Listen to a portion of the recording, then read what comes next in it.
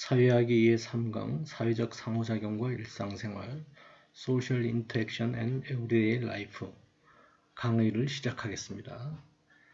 사회적 상호작용이라고 그러면 개인의 행위가 다른 사람에게 영향을 받고 또 다른 사람의 행위의 영향을 개인이 받는다. 이런 의미에서 인터액션이죠. 그냥 액션이 아니라 서로서로 영향을 주고받는 행위, 인터액션.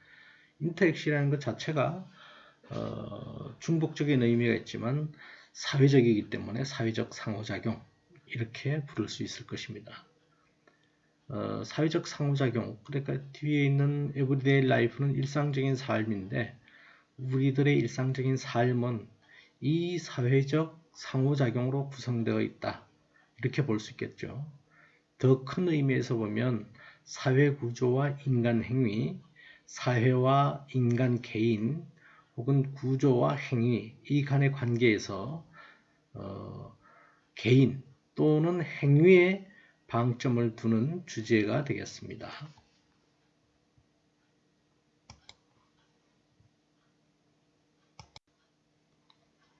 강의 순서를 말씀드리겠습니다. 우선 비언어적 의사소통부터 시작해서 상호작용에서의 얼굴, 신체, 말 각각 어떤 의미를 주고받는지에 대해서 탐구해보고 우리가 일상적으로 하고 있는 상호작용에는 어떤 사회적인 규칙이 있는지 또 최근 들어서 온라인 상호작용이 증가하고 있는데 여기에는 기존 오프라인에서의 상호작용과는 어떤 새로운 다른 규칙이 작동하고 있는지 살펴보도록 하겠습니다.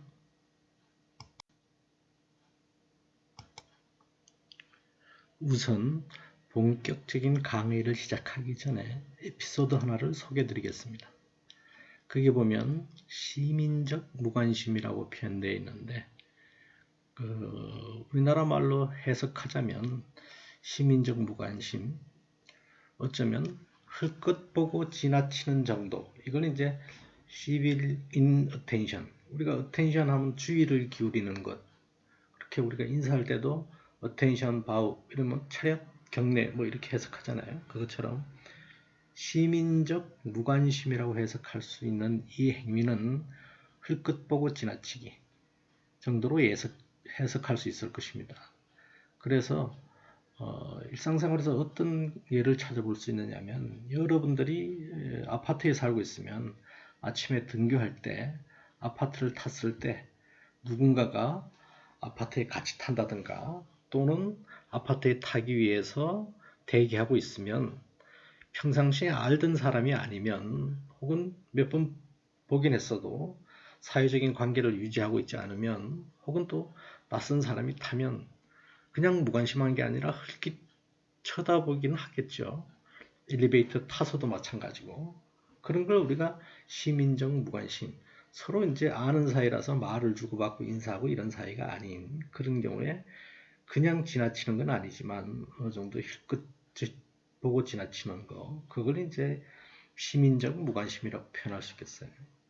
그 다음에 또 다른 예를 들자면 여러분들이 등교하다가 횡단보도에서 신호를 대기하고 있는데 신호 대기하면 뭐 그냥 그 핸드폰을 보는 사람들도 있고 기다리는 사람도 있겠지만 일상적으로 보면 맞은편에 있는 사람들을 뭐 요즘 표현을 하면 스캔한다 그럴까요? 흘끗 본다 이런 얘기죠. 뭐 그런 행위, 그걸 우리가 시민적 무관심이라고 표현할 수 있겠다 그런 거죠. 그래서 시민적 무관심이란 그게 이제 정의를 한번 내려보면 두 사람이 길거리를 스쳐 지나갈 때 두 사람은 모두 멀리에서 잠깐 눈길을 교환한다. 그리고 서로 지나가면서 상대방의 눈길을 피해서 다른 곳을 본다. 보긴 하는데 상대방이 다시 자신을 보는 듯하면은 혹은 뭐 오랫동안 이렇게 많이 쳐다보지 않고 또 눈길을 거둔다 이런 얘기겠죠. 그거는 상대편을 무시하는 것과는 다르다. 모든 사람들이 상대편의 존재를 인식하고 있음을 내비치는 것이지만 단지 무례하게 보일지도 모르는 몸짓은 피한다. 이렇게 돼 있어요. 그래서 시민적 무관심의 특징을 보면 무의식적인 행동이지만 그런 행동이 일상생활에서는 굉장히 중요하더라. 그래서 우리가 도시에 사는 현대인들은 대다수가 이런 많은 행동들 중에 시민적 무관심, 이런 행동도 굉장히 많이 포함되어 있다. 그래서 우리는 현대 도시 생활에 이런 부분도 많은 부분을 차지하고 있다. 이렇게 얘기할 수 있겠죠. 우리가 시민적 무관심에 대한 이해를 더욱 확고히 하기 위해서 시민적 무관심의 반대 경우를 생각해 보면 되겠죠.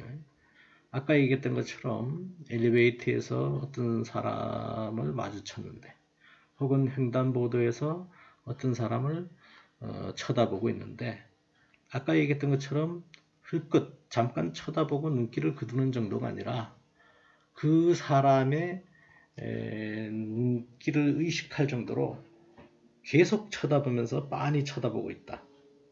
이제 응시한달까 이렇게 얘기할 수 있겠죠. 그러면 상대방이 어떻게 생각하겠어요? 잘 모르는 사람이 그렇게 빤히 쳐다보면 굉장히 불편해할 거다 이런 얘기예요. 그래서 여러분들은 어떤 경우인지 모르겠지만 나 같은 경우는 엘리베이터를 타면 누군가 같은 아파트에 사는 사람이나 낯선 사람이 특히 이제 여성들이 타게 되면 예전 같은 경우에는 아파트 층수가 변하는 그 화면을 빤히 쳐다보다가 뭐 이런 경우가 있었죠. 아니면 요즘 같은 경우는 휴대폰이 있어서 편한데 휴대폰에 대해서 사실 그 몇 초 사이에 2, 30초 사이에 휴대폰에서 무슨 검색할 일도 없지만 휴대폰을 보고 그걸 이제 쳐다보고 있겠죠. 그 행위는 왜 그러냐? 사실 어떤 사람이 타고 있는데 그 사람에 대해서 응시한다든가 그 사람의 신경이 쓰이는 행동을 한다든가 이렇게 되면 특히 남녀 관계에서는 굉장히 그 오해를 불러일으킬 수 있고 결례가 되기 때문에 눈길을 빤히 쳐다보는 눈길은 피하려고 한다. 이게 이제 우리가 시민적 무관심이 되겠죠.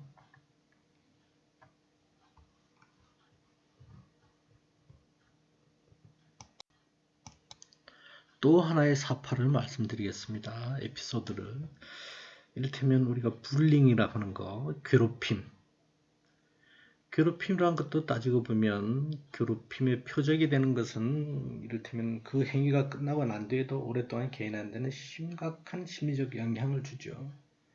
그래서 괴롭힘을 당한다는 것은 뭐 물리적으로 당할 수도 있겠지만 우리가 어떤 의미에서 보면 그 경험 자체가 자신을 어떻게 인식하는지에 대한 본질적인 자아 개념마저도 변화시킬 수 있기 때문에 굉장히 그 심각한 영향을 받는다 이렇게 얘기할 수 있습니다.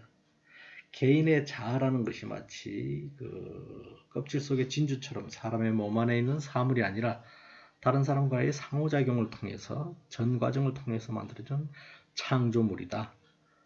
그래서 괴롭힘을 행사하는 사람은 사소한 행위일지 모르지만 괴롭힘을 당하는 사람들은 굉장히 심각한 영향을 주고받는다. 좀 전에 얘기했던 것처럼 자아 형성에도 영향을 받는다. 이런 얘기죠.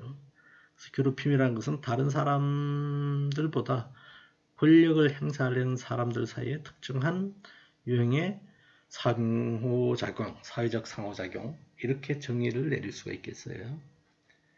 근데 이 괴롭힘도 최근 들어서 이를테면은 디지털이 발달하면서 디지털 미디어를 통해서 괴롭힘이 나타나는데 그걸 우리가 사이버 괴롭힘 이렇게 표현할 수 있겠죠. 사이버 괴롭힘을 그럼 어떻게 정리할 수 있느냐? 신체적 괴롭힘의 연장일 수 있지만 대부분의 경우 인터넷, 문자, 메시지, 이메일을 통한다는 점에서 간접적이다. 이렇게 얘기할 수 있겠죠. 사이버 괴롭힘은 개인이나 집단이 전자기기를 이용해서 자신을 쉽게 방어할 수 없는 희생자를 대상으로 일정 시간 동안 반복적으로 가하는 공격적이고 의도적인 행위. 그래서 이 사이버 괴롭힘이라는 게 뭐 주로 형태가 험담이나 낙인 찍는 거나 고정관념화 시키는 거나 무리로부터 배척시키는 거, 그 다음에 수치심을 주는 것, 이런 일상적인 사회적 행위들을 사이버 공간에서 그대로 이용한다 이런 얘기죠. 근데 이 사이버 괴롭힘은 한 세대 이전하고 비교해서 보면 최근 온라인 청소년에게는 상처와 굴욕을 주는 완전히 색다른 경험이다 이렇게 얘기할 수 있겠죠. 그래서 이 괴롭힘을 청소년의 경우를 생각해서 예를 들어보면 일상적으로 오프라인에서 행해지는 괴롭힘은 학교나 학교 밖에서 이루어지겠죠. 근데 요즘 같은 경우는 그 오프라인에서 이루어지는 그 실제 세계에서 이루어지는 괴롭힘뿐만 아니라 실제적으로는 핸드폰을 통해서 뭐 카톡이나 나머지 이제 SNS 메시지를 통해서 어떤 아이를 공개적으로 그 집단 따돌림 한다든가 혹은 어떤 행위에 대해서 험담을 한다든가 혹은 뭐 요즘 더 심하면 범죄 행위로서 어떤 행동을 카메라에 담아서 유포한다든가 뭐 이런 행위 자체가 일어나기도 하죠. 그래서 생각해보면 그 괴롭힘이란 것은 사실 오프라인에서만 끝나는 게 아니라 온라인에서 이루어지는 괴롭힘은 굉장히 영속적이죠. 그리고 그 영향이 굉장히 확대되어 있기 때문에 부지불식간에 자신이 모르는 사람에게도 그 얘기가 전파되기 때문에 비밀을 간직하기가 비교적 어렵죠. 그래서 어떤 경우에는 사실 이 사이버 괴롭힘이 첨가되지 않았더라면 어쩌면 오프라인에서 왕따, 집단 따돌림 당하고 괴롭힘 당하는 건 견뎌낼 수 있는데 그것 때문에 최근 어떤 여중생이 자살에 이르기도 하는 사례가 벌어지기도 했죠. 그런 의미에서 보면 앞서서 말한 시민적 무관심이나 괴롭힘이나 어떤 의미에서 보면 비교적 사소한 행위 같지만 사실은 우리가 행동할 때 그 행위에 그 중요한 메시지가 들어있다. 이렇게 말씀드릴 수 있겠습니다. 우리가 매일매일의 삶을 주목하고 연구한다는 것은 어떤 의미에서 보면 일상적인 사회 현상을 연구 대상으로 놓는 걸 말할 수 있겠죠. 그래서 우리가 그러한 그 연구 내지 학문을 우리가 현상학이다 이렇게 얘기하는데 알프레드 슈츠라는 사람이 이 현상학에 대해서 굉장히 많은 연구의 진척을 가져왔죠. 현상학이란 게 뭐냐? 사람들이 어떻게 당연히 여기는 태도를 갖게 되는지 그리고 또 그것이 어떻게 사회적 상호작용 속에서 재생산되는지를 연구하는 거죠.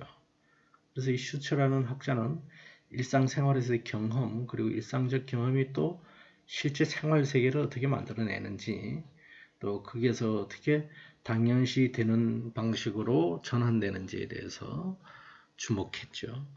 그래서 경험된 현상이 이전의 현상에 따라서 분류되는 방식을 우리가 전형이라고 그러는데 그런 전형을 만들어내는데 주목해서 연구했다라고 볼 수 있습니다.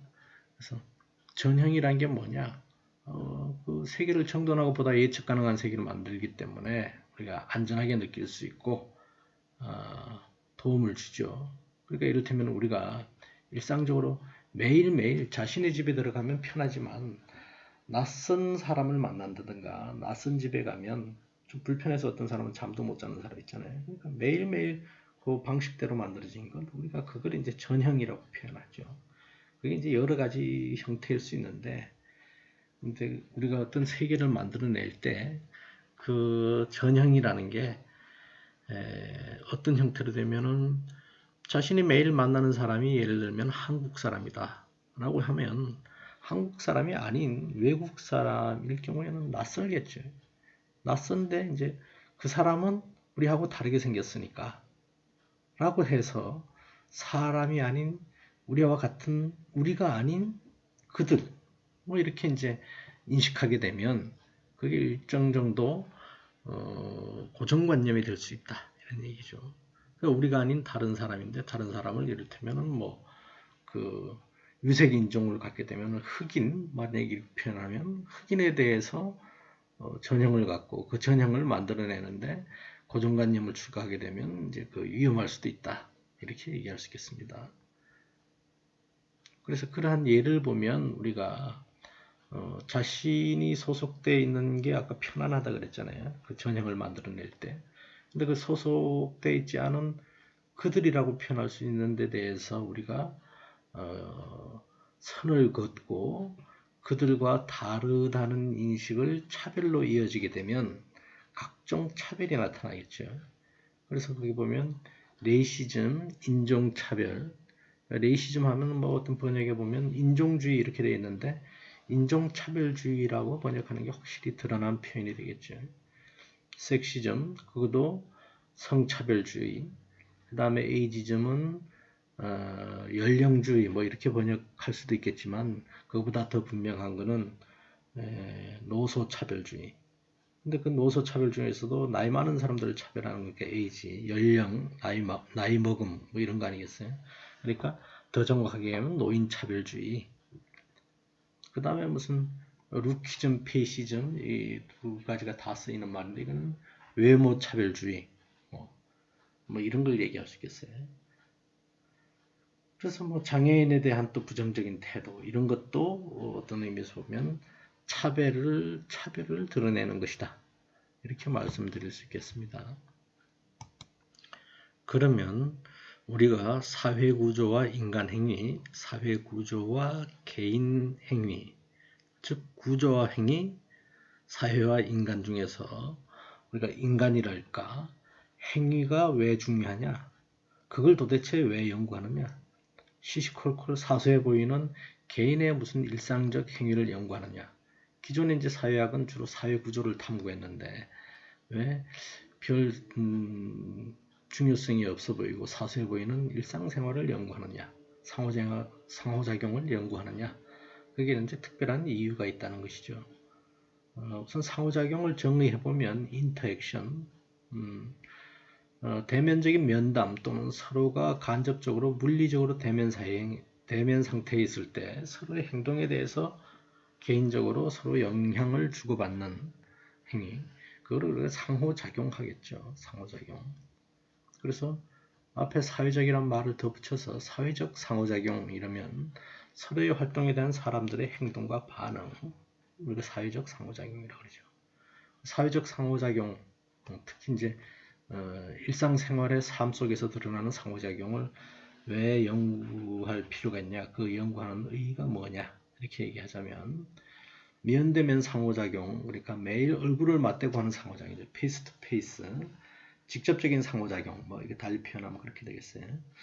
그래서 면대면 상호작용을 포함한 매일의 일상생활이 우리의 일상생활의 구조와 형태를 만든다. 아까 사회구조와 인간행위 이런 얘기를 했잖아요.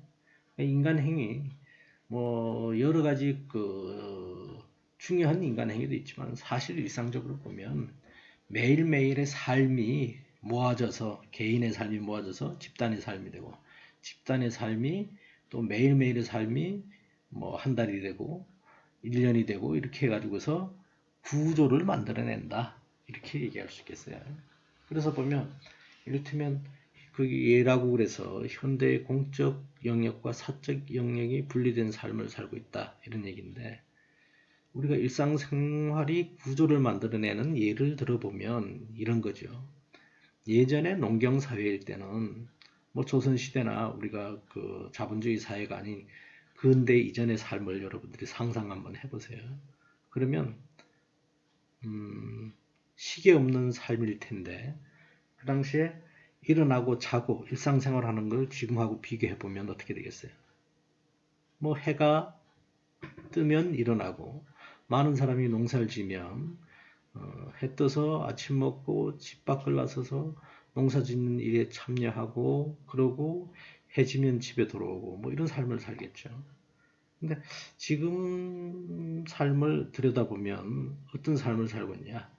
아침에 일어나면 대충 여러분들은 9시부터 뭐 요즘은 수업을 오프라인에 진행 못하고 있으니까 좀 달라질 수 있겠지만 만약에 학교에서 수업을 한다 그러면 일상적으로 9시가 1교시니까 뭐 9시에 맞춰서 어떤 사람은 걸어서 어떤 사람은 차를 타고 등교하겠죠.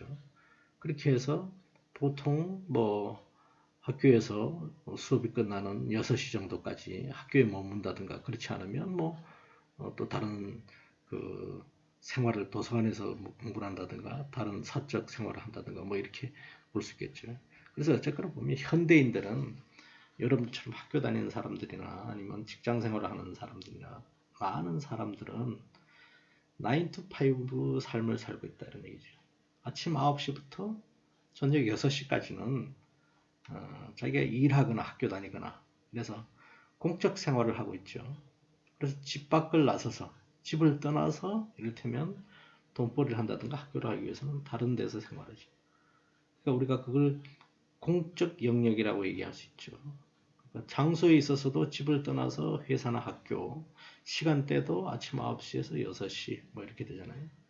근데 이제 또 다른 영역에서 그 이후의 시간, 6시 이후의 시간을 얘기한다면 뭐 친구들 만나서 술을 마신다든가 아니면 데이트를 한다든가 아니면 무슨 다른 취미 활동을 한다든가 뭐 이렇게 하죠.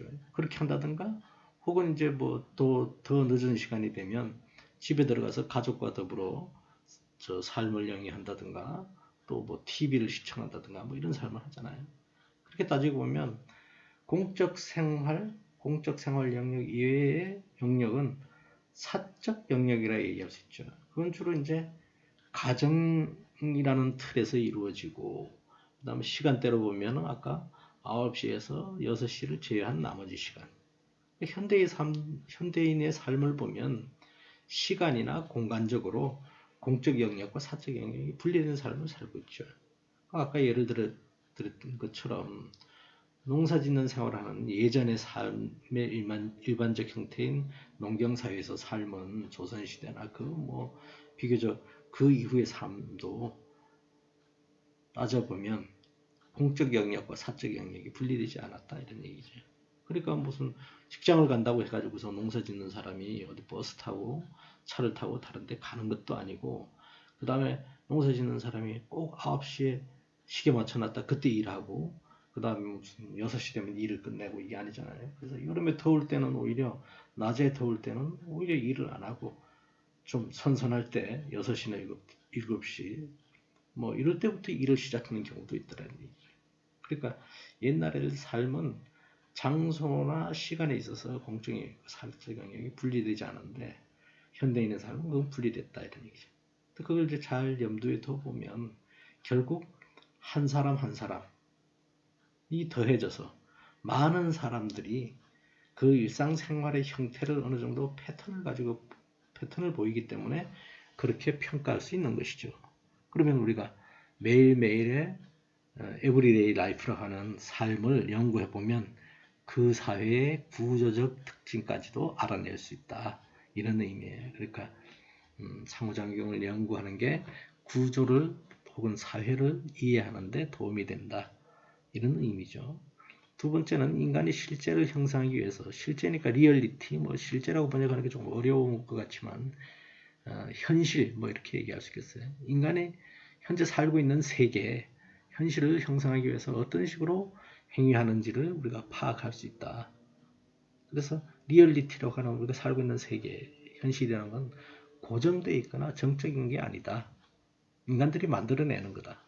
그래서 우리가 실제의 사회적 구성 현실이라는 게 많은 사람들이 만들어내는 거다 이렇게도 표현하는 거죠. 그래서 일상생활이 모이면 그 행위의 덩어리가 일정 정도 패턴을 갖게 되고 그걸 통해서 우리가 더 큰 사회의 시스템 혹은 제도 이런 걸 이해할 수 있기 때문에 일상생활을 연구하는 필요가 있다. 일상생활을 연구하는 의의가 거기에 있다. 이렇게 말씀드릴 수 있겠습니다. 그럼 실제의 사회적 구성에 대해서 한번 살펴보겠습니다.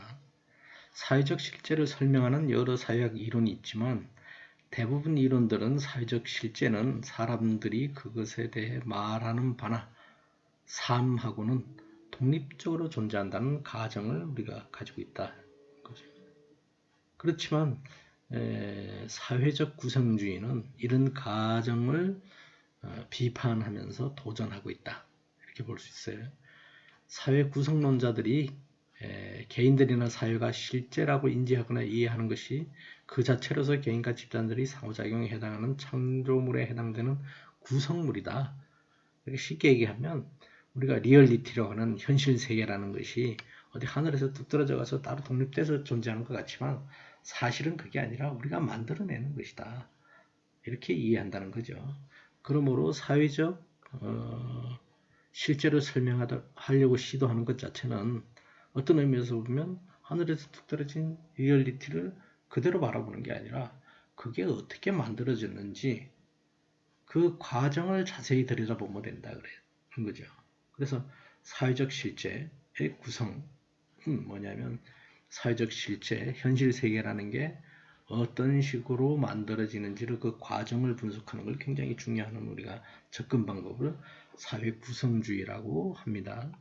사회 구성주의는 다른 대부분의 사회학적 접근과는 달리 아주 다른 방식으로 이제 사회를 이해하는 방식이다. 이렇게 볼 수 있겠죠. 그래서 사회 구성론자는 사회적 실제가 객관적으로 존재한다고 가정하는 대신에, 그러니까 독립적으로 뚝 떨어져서 뭔가가 그 실체가 있다고 이렇게 보는 대신에 그게 만들어지는 과정이 도대체 어떻게 되느냐, 그 실제가 만들어지는 과정을 진술하고 분석하고, 그래서 그 구성물이 사회적 실제로서 자체의 위상을 공고하는 데 기여한다. 이런 점을 이제 분석하는 거죠.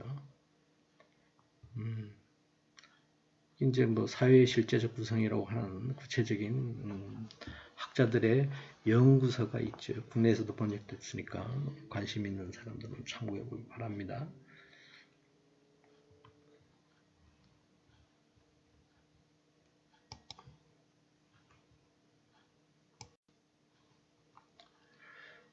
더 쉽게 이해하기 위해서 사회적 구성주의라고 하는 사회 구성주의에 관한 연구의 예를 하나 들겠습니다. 이를테면 청소년 범죄 분야에 대한 연구, 시쿠레라는 학자의 연구를 한번 보면 쭉 여러분들 읽어보면 자세히 적어놨으니까 읽어보면 알겠지만 뭐냐면 이를테면 이런 겁니다. 뭐냐면 아파트 자전거 주차장에서 뭐 일상적으로 어떤 사람들은 요즘 비싼 자전거가 있으니까 어떤 사람들은 아파트에 그 가지고 올라가기도 하지만 대부분 이제 자전거 주차장에다 세워두죠. 근데 이제 똑같은 행위인데 이를테면 자전거를 묶어두지 않아서 어떤 아이가 이를테면 청소년이 자전거를 끌고 갔다고 합시다. 근데 이제 미국같이 인종의 차별이 뚜렷한, 인종 경계가 뚜렷한 경우에 보면 예를 들어서 잘 못 사는 집안에 흑인 청소년 아이가 그 아파트에서 묶여있지 않은 자전거를 끌고 가고, 또 한 학생은 아버지가 비교적 잘 사는 화이트 칼라, 아주 극단적인 예를 들자면 뭐 우리식으로 얘기하면 총장의 아들이나 병원장의 아들쯤 되는 아이가 이제 자전거를 끌고 갔다, 이런 얘기예요. 똑같이 경찰에 적발되었다 이렇게 판단되면, 적발될 경우에 어떤 식으로 처리되느냐 과정을 잘 봤더니 이런 거라는 거죠.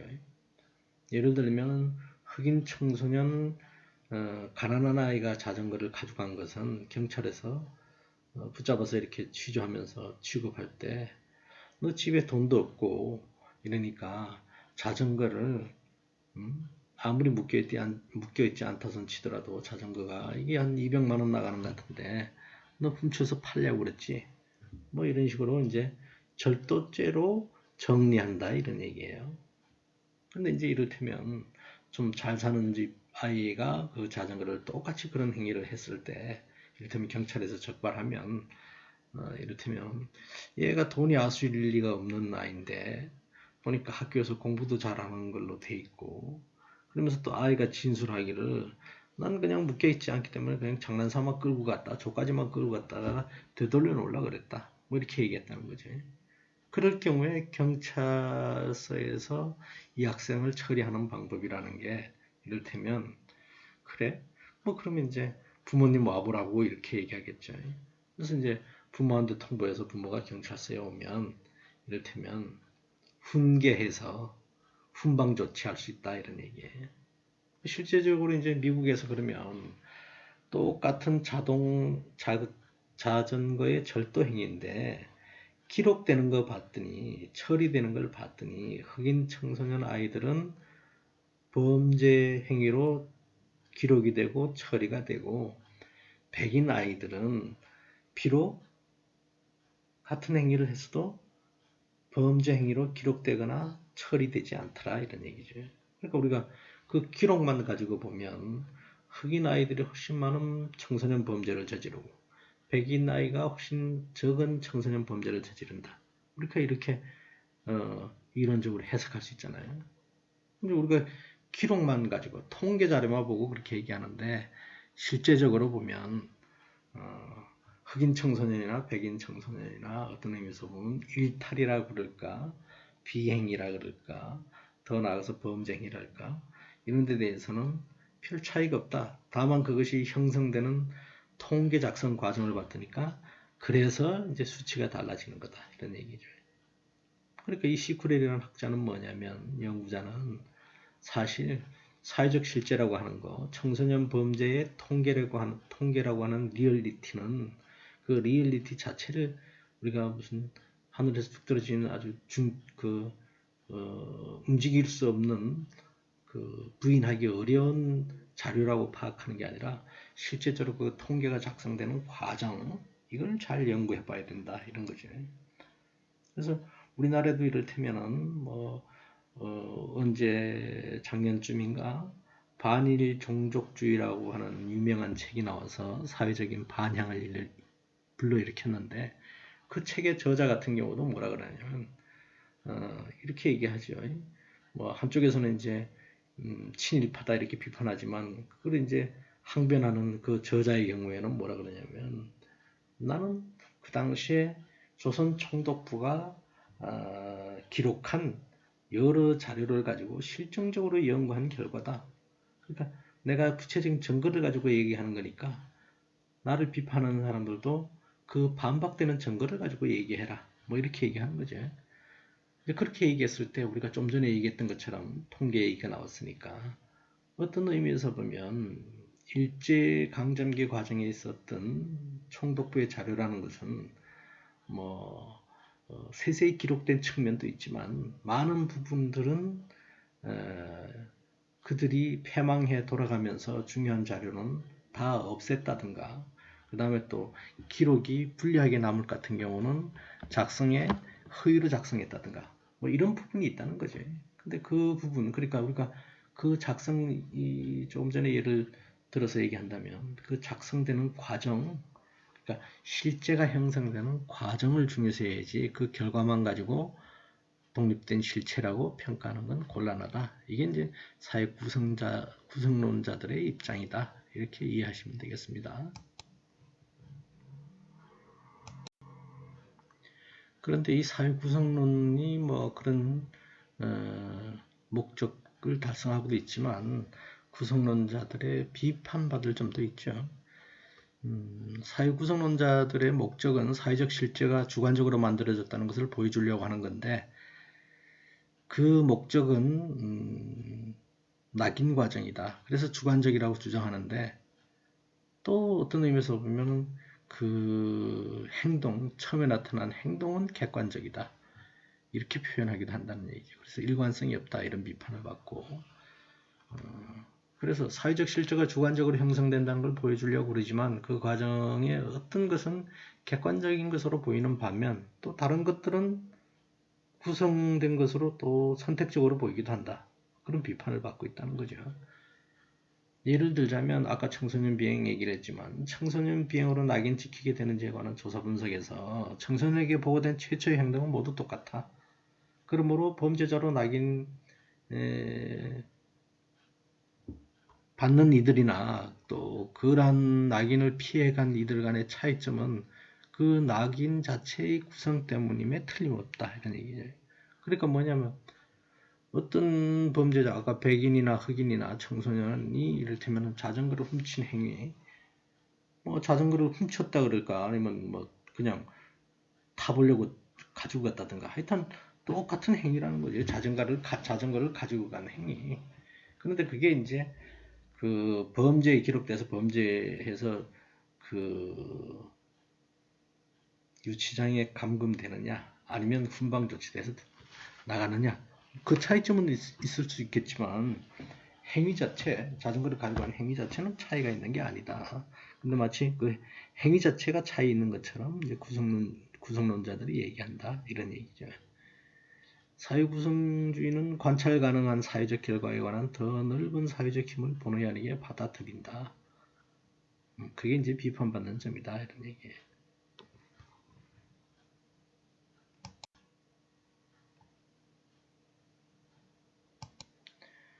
우리가 앞선 강의에서도 나왔지만 미시사회학적 접근, 거시사회학적 접근이 있는데 이건 따로 있는 게 아니라 사실은 밀접히 연관되어 있다 이런 얘기죠. 그러니까 어떤 사회현상이나 구조를 바라보는 데 있어서 마치 이제 미시사회학이라 그러면 현미경을 가지고 바라보는 것이고 만약에 거시사회학이라 그러면 망원경을 가지고 바라본다 할까 뭐 이렇게 비유할 수 있겠어요.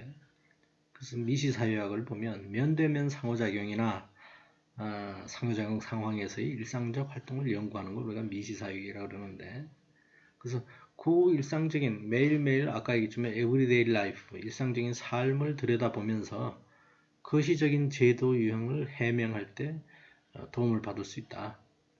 왜냐하면 면대면 상호작용이라는 게 페이스-투-페이스 인터랙션이라는 것이 그 규모의 크기와 상관없이 모든 형태의 상호작용이 기반이 되기 때문에 그걸 통해서 이제 제도가 만들어지고 집단이 만들어지고 사회가 만들어지고 제도가 만들어지고 체계가 만들어지고 이러기 때문에 거기서부터 출발해야 된다.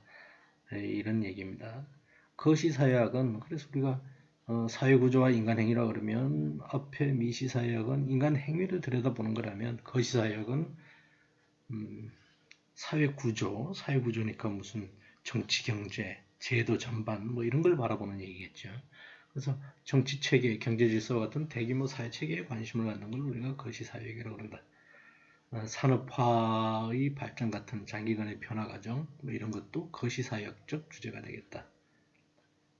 그래서 우리가 일상생활의 제도적 배경을 이해하려고 하면 거시적 분석이 필수적이다. 뭐 이 뜻은 뭐냐면 이를테면 한국 사람이 사는 방식하고 미국 사람이 사는 방식이 다르잖아요. 뭐 먹는 음식 같은 경우가 이제 다를 수 있잖아요. 식생활 같은 경우도 들여다보면 그 다음에 무슨 잠자리 같은 경우도 침대에 자고 요즘 변화됐지만 침대에 자고 온돌방에 자고 뭐 이런 경우가 있잖아요. 그러니까 이를테면은 그 자체의 삶이 이를테면은 다르기 때문에 그래서 왜 그 사람들은 가옥 구조를 이렇게 가지고 있고 음식을 식탁에서 먹고 아니면 한국 사람들은 둘러앉아서 먹고 뭐 이런 이제 분석을 하려고 그러면 사실 그 사람들이 매일매일 일상적으로 살고 있는 삶의 방식이 어떠냐 그걸 보면 그 큰 제도의 영향하에 이제 일상생활이 구성되고 있다 이런 것도 바라볼 수 있기 때문에 거시사회학이 필요하다 이런 얘기죠.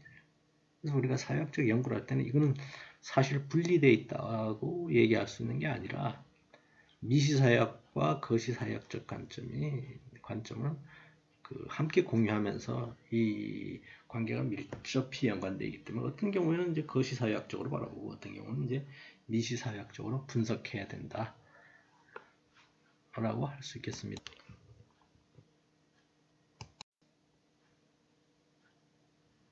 그 다음에 이제 본격적인 주제로 들어가서 상호작용 중에서 비언어적 의사소통이 있을 수 있겠습니다. 비언어적 의사소통이라 그러면 얼굴 표정이나 몸짓이나 몸 자세 뭐 이런 걸 얘기할 수 있는데 여기에서도 우리가 말로 하는 게 아닌데 거기에서도 우리가 정보와 의미가 교환되고 있음을 볼 수 있다 이런 얘기죠. 그래서 우리가 몸짓 언어 이렇게 얘기하면은 흔한 표현으로 바디랭귀지 이런 표현이 있겠죠.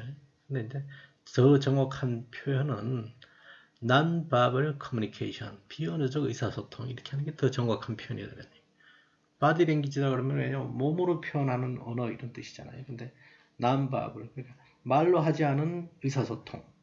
그러니까 이를테면 뭐 몸짓 언어가 아니라 이를테면 눈으로 뭐 눈을 불아래서 이를테면은 우리가 얘기하잖아요. 흔히 쏘아본다 뭐 이렇게 표현하는 것처럼 얼마든지 그럴 수도 있고 그 다음에 몸짓 언어가 아닌 굳이 이제 뭐 미소를 짓는다든가 뭐 아니면 표정을 가지고 있다든가 뭐 이렇게 얘기한다면은 바디 랭귀지보다는 남밥을 말로 안 하는 의사소통 이게 훨씬 더 정확한 표현이다 이렇게 얘기할 수 있겠습니다. 그래서 얼굴 표정, 몸짓과 감정 이런 건 그렇다면 그게 본능인가 학습된 것인가? 그걸 한번 탐구해 볼 수 있다 이런 거죠. 즉 뭐냐면 본능이라 그러면 뭐냐면 한국 사람이나 미국 사람이나 얼굴 표정, 몸짓, 감정이 보내는 메시지가 의미가 같을 것이고 예를 들면 그게 학습된 거라면 문화가 다르면 좀 다르다 이렇게 얘기할 수 있잖아요. 즉 뭐냐면 우리가 이런 얘기를 해볼 수 있잖아요. 여기 지금 비언어적 의사소통이지만 우리가 인사 같은 경우를 예를 들어서 보면 전 세계적으로 통일된 인사는 없잖아요. 어떤 경우에는 볼을 부비는 데가 있고 어떤 경우에는 우리들처럼 고개를 굽어 허리를 굽어서 꾸벅하는 경우가 있고 서양인들처럼 뭐 악수하는 사람들도 있고 뭐 이런 형태가 있다는 거죠. 그러니까 인사를 나누는 방법이라는 게 이를테면은 문화마다 다르다 이렇게 되면 그거는 학습된 행위다 이렇게 얘기할 수 있겠잖아요. 근데 인사 자체 그거는 사람들이 인간관계는 모든 사회에서 이제 인사법이 다르지만 인사가 있다 이렇게 얘기하는 거 그거는 이제 어떤 의미에서 보면 학습된 영역을 뛰어넘은 것이다 뭐 이렇게도 표현할 수 있겠잖아요. 그래서 이제 우리가 그걸 살펴보면 비언어적 의사소통의 중요한 한 측면은 얼굴로 감정을 표현하는 거다 이런 얘기가 있습니다. 그래서 노베르트 엘리아스라고 하는 독일 사회학자는 뭐라고 표현했느냐 사람의 얼굴 표정이 발전한 것은 효과적인 의사소통 시스템의 진화적인 생존 가치와 매우 밀접하다. 그러니까 우리가 의사소통을 어떻게 잘 발휘하느냐에 따라서 삶의 그 연관성이 결합되어 있다 이런 얘기죠. 그러니까 우리가 사람들이 그 얼굴 근육이 발달한 건 옛날 같은 경우는 얼굴로 의사소통을 표현하지 않을 것 같으면 얼굴 근육이 발달해서 이런 미세한 표정을 드러낼 필요 없겠지만 특히 그렇잖아요. 이를테면은 그 일상생활을 사는 우리 평범한 사람들 말고 배우들 같은 경우에 뭐 말로도 그 연기를 하지만 행동으로도 연기하지만 표정 연기라는 게 있잖아요. 뭐 눈물을 흘린다든가 혹은 어떤 뭐 또 화를 낸다든가 아니면 온화한 모습을 뭐 이렇게 지문이 온화한 모습을 바라본다. 근데 그걸 이제 똑같은 배우라도 얼마큼 그 지문을 잘 표현하느냐 그 상황에 맞게 그러면 이제 배우가 연기를 잘한다고 표현할 수 있잖아요. 그것처럼 마치 이제 사람들이 얼굴 표정을 이렇게 그 다양하고 발전시킬 수 있는 건 사람만이 지니는 거다 이런 얘기예요. 그러니까 우리가 거기 그런 표현 있잖아요. 원숭이들이 몸 전체를 이용하는 의사소통 방식을 주로 이용하는 데 비해서 사람들은 얼굴이라는 신호판만 가지고도 다양한 감정을 교류할 수 있다. 그러니까 우리가 원숭이를 뭐 그 개그 프로나 코미디 프로에서 보면 원숭이를 흉내내는 걸 뭐래. 그러니까 구부정하게 해가지고서 양손으로 무슨 가슴을 두드린다든가 뭐 이런 표현을 하잖아요. 왜냐면 그들은 이제 그 원숭이도 얼굴이라고 그래야 되나? 원숭이의 얼굴이라는 게 그 이를테면 다양한 표정을 드러낼 수 있기 때문에 그들은 그런 식으로 표현한다 이런 얘기죠. 근데 사람은 뭐 굳이 뭐 그렇게 가슴을 두드리지 않아도 뭐 쏘아볼 수도 있는 거고 아니면은 따뜻한 미소로 바라볼 수도 있는 거고 그게 다양하다 이런 얘기예요. 인간이 얼굴 표정으로 감정을 교류한다는 것은 인간에게 자연적인 것과 사회적인 것이 섞여 있다는 것을 의미한다 이런 얘기예요. 그러니까 얼굴 표정으로 감정 표현을 할 수 있다는 것은 인간만이 가지고 있으니까 인간이라면 누구나 가지고 있으니까 그건 이제 본능적인 것이다 이렇게 표현할 수 있겠지만 그것도 이제 어떤 사람은 훨씬 더 잘 표현하고 어떤 사람은 그 얼굴로 감정을 잘 표현 못하고 이렇게 된다 그러면 그건 이제 또 배운 바도 있을 수 있으니까 그거는 또 사회적인 것이다 이렇게 얘기할 수 있다는 거죠.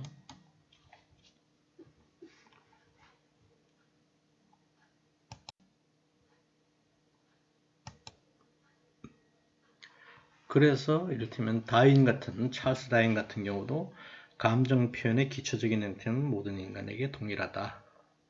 그 뜻은 뭐겠어요?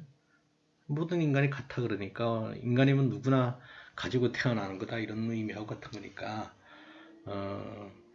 얼굴 표정으로 하는 거 그러니까 비언어적 의사소통 얼굴 표정을 비롯한 비언어적 의사소통은 문화마다 다른 게 아니라 그 배워서 되는 게 아니라 인간이면 누구나 가지고 있으니까 본능적이다 이렇게 얘기하는 거예요. 그 다음에 이제 안면행위 부호화 시스템 FACS라고 하는 이걸 개발한 폴 에크먼 같은 사람도 어떤 연구를 했느냐. 뉴기니의 한 고립된 원시 부족 그 아래 드러났지만 뭐 저 파푸아 뉴기니의 포레족 같은 경우죠. 이제 그런 원시 부족. 근데 이 원시 부족은 우리 지금 살고 있는 우리들하고 전혀 접촉 경험이 없는 원시 부족이니까 그들 대상으로 6가지 감정을 표현하는 얼굴 표정이 담긴 사진을 보여줬더니만 구별하더라 이런 얘기죠. 그 현대인들 서양 사람들이 기쁜 얼굴을 하고 있고 슬픈 분노, 혐오, 두려움, 놀라움 이 사진을 찍은 걸 가지고 그 사람한테 보여줬더니만 이 사람은 기뻐서 이 사람은 슬픈 표정이네요. 이 사진은 분노를 드러내네요. 뭐 이렇게 했다는 거예요. 그러니까 그 뜻은 뭐겠어요? 그들은 현대인하고 결합해 본 적도 없는데 그들도 똑같이 현대인의 감정을 똑같이 느끼고 있다. 그러니까 이거는 뭐냐면 인간이면 누구나 본능적으로 가지고 있는 감정이다. 그러니까 희로애 여기 더 있지만 희로애락이란 감정을 얼굴로 표현하는 것 자체는 어느 시대를 떠나서 그 다음에 민족을 그러니까 시간과 공간을 떠나서 인간이라면 누구나 공통적으로 가지고 있는 거다. 본능적인 거다. 뭐 이런 얘기에 그 밑에 거는 여러분들이 이제 자세히 읽어보시면 되겠고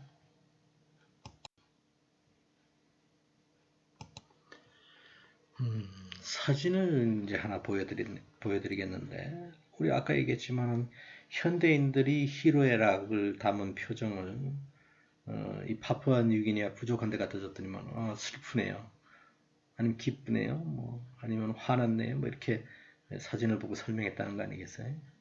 그래서 이제 반대로 문맥의 접촉을 받지 않은 뉴기니아 쪽의 얼굴을 이를테면 표정을 연구했는데 그들의 표정을 연구했는데 이를테면은 보면 당신이 기쁜 표정을 지어봐라. 기쁠 때 어떻게 하느냐? 그 다음에 슬플 때 어떻게 하느냐? 이렇게 해가지고 이제 현대인들의 사진하고 비교해 봤더니까 다르지 않더라 이런 얘기죠. 그러니까 그것 자체가 즉 인간은 얼굴 표정으로 드러내는 감정은 시공간을 떠나서 일치한다. 그렇기 때문에 그건 배워서 되는 일이 아니니까 문화에 따라 다른 게 아니니까 학습된 게 아니라 본능적이다. 이렇게 말씀드릴 수 있겠습니다.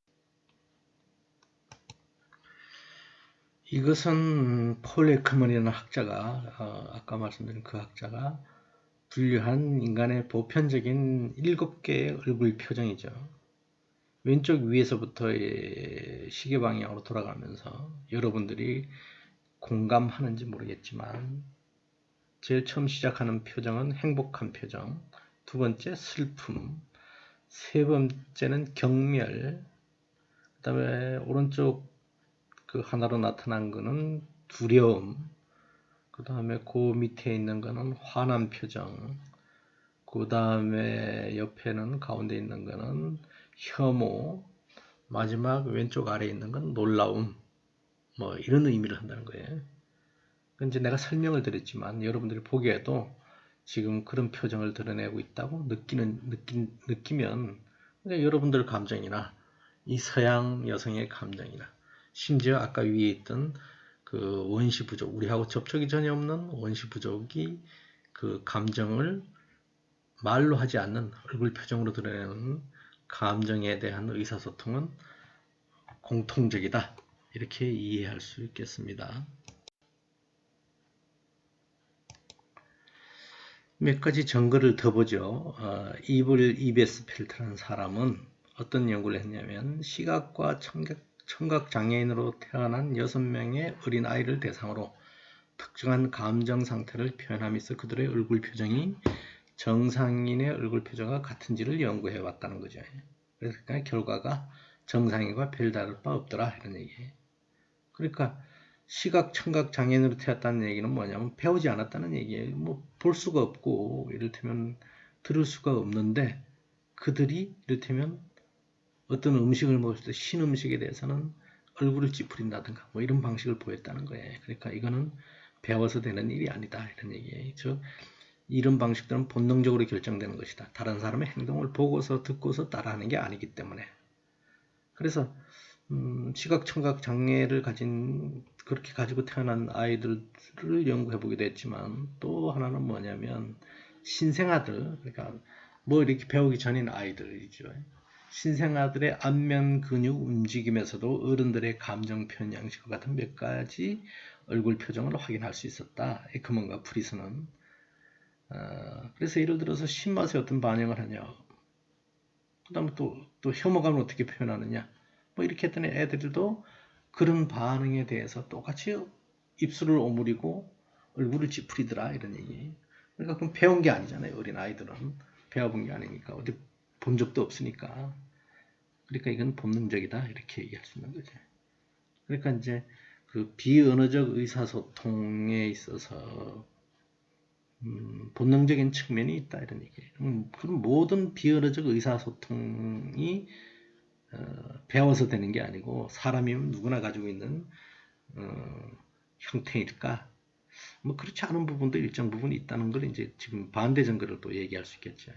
그러니까 얼굴 표정으로 나타내는 것이 천성적인 측면이 있다 할지라도 뭐 본능에 가깝다 할지라도 정확한 안면 운동 형태와 그런 표정이 적용될 수 있는 상황에 대한 인식은 개인적 문화적 요인들에 의해서 영향을 받기도 하더라. 그래서 어떤 특정한 몸짓에 대한 의미랄까 또 특정한 의미에 대한 또 몸짓이랄까 이건 사회마다 다른 경우도 좀 있더라 이런 얘기죠. 그래서 예를 들어서 어떤 사회에서는 거부 의사를 나타낼 때 머리를 가로젓잖아요. 우리 같은 경우 노할 때 옆으로 이렇게 고개를 젓는다 이런 얘기죠. 근데 다른 사회에서는 거부할 때 오히려 우리가 고개를 끄덕인다고 표현하는 것처럼 그런 표현을 한다든가 뭐 이제 그게 다르다 이런 얘기. 그런 같은 경우에는 문화마다 다르니까 언어적 의사소통이 아닌 비언어적 의사소통에서도 배운 측면도 드러나고 있다 이런 얘기죠. 뭐 예를 들면 이탈리아에서는 그렇게 한다는 거죠. 곧게 뻗은 손가락 하나를 볼의 중앙에 대고 돌린다 이런 얘기죠. 그러면 그게 이탈리아에서는 칭찬의 짓이다 이런 얘기예요. 칭찬의 의미.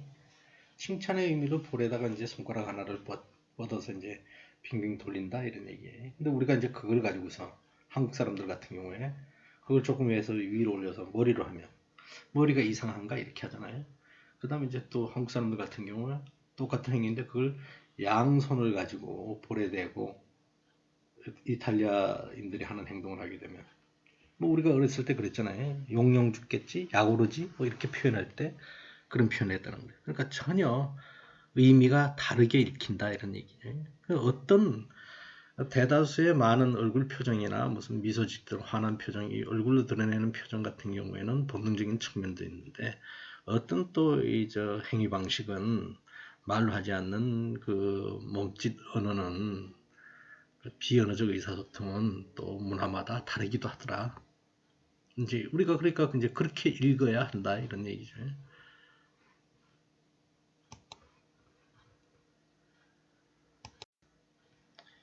그래서 정리해보면 얼굴 표정, 몸짓, 몸자세, non-verbal communication, 그러니까 말로 하지 않는 의사소통의 특징이 있다 이런 얘기예요.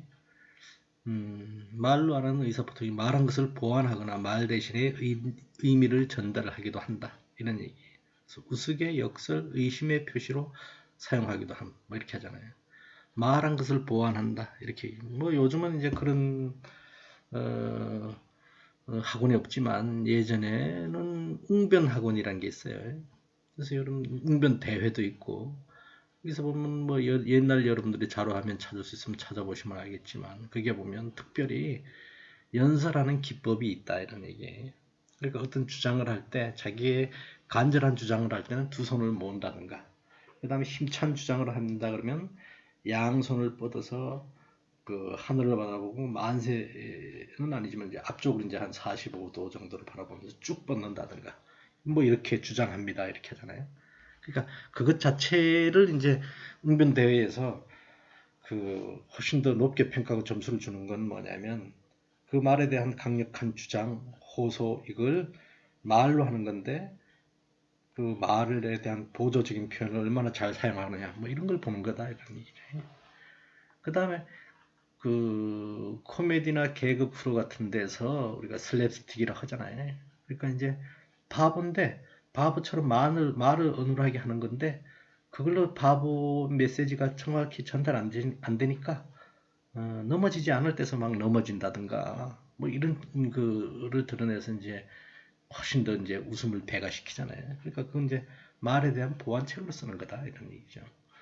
그다음 두 번째는 우리가 드러내는 비언어적 표현들은 종종 우리가 알고 있는 것이 실제로 의미하고 다르다는 것을 보여주기도 한다. 이런 얘기.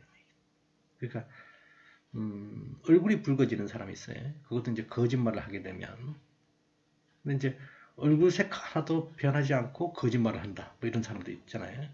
근데 이제 대다수 사람들은 그 얼굴을 보면 아, 저 사람이 진실을 말하는지 거짓말을 말하는지 뭐 이게 이제 알 수 있다 이런 얘기죠. 그러니까 그 말로 하지 않는데도 그 감정 표현이 얼굴에 드러난다는 얘기죠. 어떤 사람은 또 감정 통제를 잘 못하는 사람은 자기가 이제 싫은 상황이 됐을 때, 듣기 싫은 말을 들었을 때, 그래도 이제 뭐 이해할 수 있는 너그러운 표정을 지으면 상대방이 알 수 있겠지만 우리가 그런 얘기하죠. 표정에서 드러난다.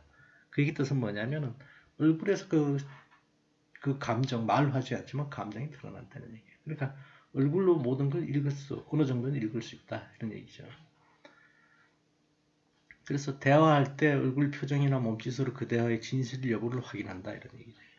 그러니까 무슨 자기가 그 거짓말을 할 때 아까 얘기했지만 뭐 땀을 흘린다든가 안절부절한다든가 시선이 산만해진다든가 뭐 이렇게 되면 아, 저 사람은 거짓말 하는구나 이렇게 얘기할 수 있겠지. 그걸 이제 수치화시켜서 기계에다가 접목시킨 게 뭐겠어?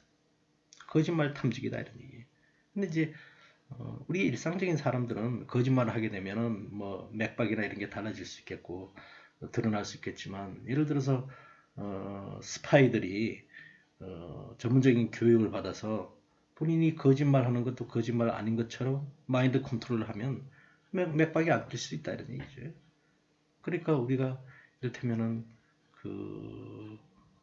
그런 의미에서 보면 거짓말 탐지기 같은 경우도 법정에서 증거로 채택하기 아직까지는 보조적으로 저 사람이 진실을 말하고 있는지 거짓말을 말하고 있는지 거짓말 탐지기 조사 결과 뭐가 나왔다 이렇게 얘기하지만 그걸 아직도 과학적으로 사람들이 거짓말 탐지기를 컨트롤할 수 있기 때문에 훈련받은 사람들은 그걸 이제 법적 증거로 채택하고 있지는 않다 뭐 이런 얘기죠. 그 하나의 예로 이를테면 이런 거 우리가 포커 페이스라고 얘기하잖아요. 그러니까 이를테면은 포커는 일반적으로 무슨 내기를 하는 경우가 많으니까 자기가 세븐 카드를 한다 그러면 예를 들어서 카드를 돌렸을 때 세 장 때부터 이제 배팅을 하기 시작한다 이런 얘기예요. 근데 이제 우리가 그런 걸 여러분들 조카들 같은 거하고 게임을 해보면 뭐 이미 한 두 장 정도에서 에이스가 돌았다 이러면은 표정이 벌써 밝아지겠죠. 이제 카드를 잘 못 치는 사람들 도박을 잘 못하는 사람들은 그 얼굴 표정이 드러나지만 진짜 뭐 우리가 도박에 능수능란한 사람들 우리가 저 영화에 나왔지만 타짜 뭐 이런 사람들은 얼굴 표정을 읽을 수 없다 이런 얘기예요. 그래서 우리가 그 말을 우리가 쓰기를 포커 페이스 이런 거. 그러니까 포커에 좋은 패가 돌아도 좋은 패가 돌았던 표정을 나타내지 않고 나쁜 패가 돌아도 나쁜 패가 돌았다는 표정을 짓지 않는다는 거죠. 그러니까 저 사람이 뭘 들은지 알아야지 자기가 베팅을 심하게 하든가 베팅을 하든가 아니면은 자기가 덜 하든가 이래가지고 돈을 딸 수 있을 텐데 주로 이제 타짜들 같은 경우는 그 카드에 따라서 얼굴 표정을 드러내지 않는다. 우리가 그걸 이제 포커페이스라고 그러잖아요. 그러니까 이제 대다수 사람들은 이제 비언어적 의사소통이니까 얼굴 표정에서 어느 정도 읽히지만 또 그건 훈련을 통해서 어떤 사람은 또 다른 방법으로 드러내지 않는 수도 있더라. 이렇게 말씀드릴 수 있겠어요. 그래서 얼굴은 또 어떤 의미에서 보면 한 사람의 자존심을 드러내는 거기도 하다. 이런 얘기예요. 그래서 거기 보면 얼굴이란 단어는 한 개인이 다른 사람부터 존경을 받는 존경을 의미하기도 한다. 그래요. 그래서 동양에서는 뭐 우리나라 같은 경우는 그런 식으로 표현하잖아요. 나이가 뭐 어린 아이들 말고 나이가 좀 지긋하게 든 사람들은 자신의 얼굴에 책임을 져야 된다 이런 얘기예요. 그게 이제 살아오는 과정이 얼굴에 드러난다. 그 사람이 이를테면은 평상시에 자애로운 사람이면 얼굴 자체에 자애로움이 드러나고 평상시에 웃지 않는 사람이면 그 사람이 화난 표정이 근육으로 굳어져서 그 표정이 그대로 드러난다. 이렇게 얘기하는 거죠. 그 다음 우리는 타인과의 상호작용에서 얼굴 표정, 몸 자세, 몸짓에서 의식적이지 않지만 끊임없이 완벽한 통제를 하려고 그런다. 이런 얘기. 아까 우리가 처음 시작할 때 시민적 무관심이라고 그랬잖아요. 그러니까 엘리베이터에 탔는데 어떤 여인과 단둘이 탔다. 이런 얘기. 자신은 15층에서 탔는데 14층에서 어떤 여인이 탔다. 근데 그 1층까지 내려가는데 두 남녀만 타고 있다. 이런 얘기죠. 그렇게 됐을 같은 경우에 요즘 같은 세상이면 그 남녀가 둘이 타면은 여자들이 얼마나 불안해하겠어요. 그러니까 예를 들면 아까 얘기했던 것처럼 그 새로 탄 사람이 타면 자기가 물러나서 이를테면은 여인이 뒤에 가 있고 자신이 엘리베이터 앞쪽 문으로 간다든가 대각선을 차지한다든가 뭐 이렇게 차지하고 그 다음에 나는 당신한테 전혀 위해를 가할 생각이 없고 당신한테 관심이 없다는 표정을 관심이 없다는 마음을 드러내려고 뭐 아까 얘기했던 것처럼 엘리베이터 층수 변하는 거 그 변하는 거 본들 뭐 하겠어요? 관심이 없다 이런 표현이죠. 난 너한테 어떻게 해볼 생각이 없어 이런 표정. 그 다음에 또 핸드폰을 들여다보고 있다든가 뭐 이렇게 하는 것 자체가 어떤 의미를 보면은 저 사람이 나 때문에 혹시 단둘이 타게 됐는데 겁을 먹지는 않을까 이런 데 대한 배려다 이런 얘기예요. 또 아까도 얘기했지만 횡단보도에서 누구랑 마주쳤는데 흘낏 보기로 했어요. 흘낏 보려고 이래 봤는데 굉장히 이쁜 여학생이 지나가. 그래서 이제 남 모르게 그냥 이렇게 쳐다보고 있는데 어떻게 해서 그 여학생이 자기하고 눈이 마주쳐. 그러면 계속 많이 쳐다보면 만 스캔하는 쏘아붙이는 얼굴로 보고 있으면 얼마나 그 여학생이 당황하겠어요. 그러면 못 본 척하고 그냥 그 눈길을 거둔다 이런 얘기예요. 그러니까 우리가 시민적 무관심이라고 하는 그 저 사소하고 별 의미 없는 행동 같지만 그거조차도 사실은 다른 사람을 의식하는 비언어 의사지만 비언어로 의사소통할 때도 타인을 고려한다 이런 얘기예요. 많이 쳐다본다든가 뭐 이렇게 못한다는 얘기는 그런 얘기고 그 다음에 어떤 사람들은 얼굴 표정의 관리와 타인들과 상호작용을 요령 있게 하는 데 있어서 전문가다 이런 얘기예요. 그러니까 외교관들 같은 경우는 이제 그렇다고 그러는데 어떤 협상을 하면 있어가지고서 유불리함이 그 저 상대편한테 읽히면 안 되겠죠. 뭐 그러니까 이제 그 외교관도 그렇지만 아까 얘기했던 것처럼 포커페이스라 그래서 뭐 도박판에 있는 그 기계화하지 않고 사람들과 하는 게임을 하는 사람들 같은 경우도 포커를 친다 그러면 표정을 드러내지 않아야 될 테고 그 다음에 아까 무슨 그 스파이 같은 사람들도 훈련받은 사람들이 뭐 이를테면 스파이 혐의 때문에 그 잡혀갔다 그러면 진실을 말하라 이렇게 했을 때 진실이 아닌 걸 말하면서 진실인 것처럼 이렇게 상대방이 훈련을 받는다 이런 얘기죠.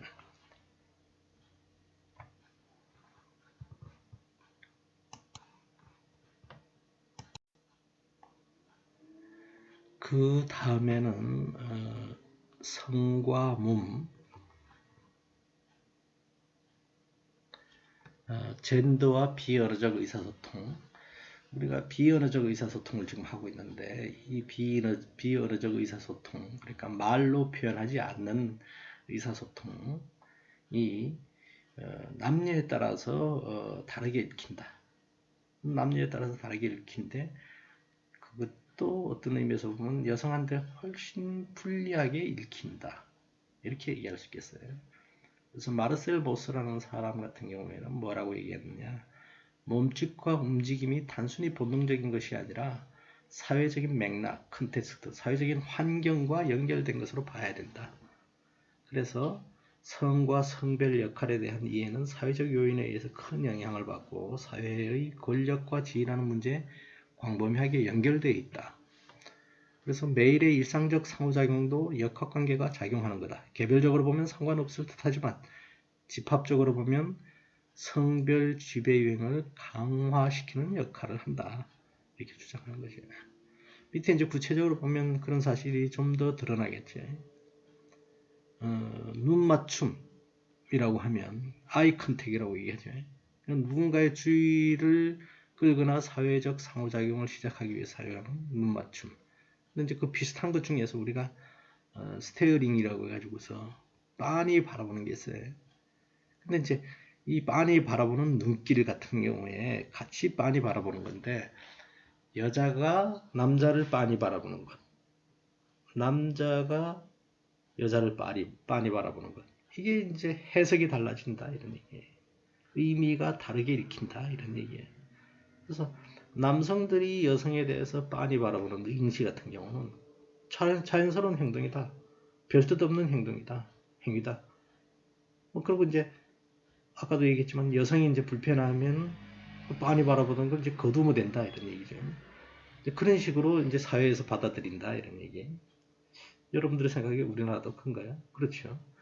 근데 이제 여성들이 남성에 대해서 응시를 한다.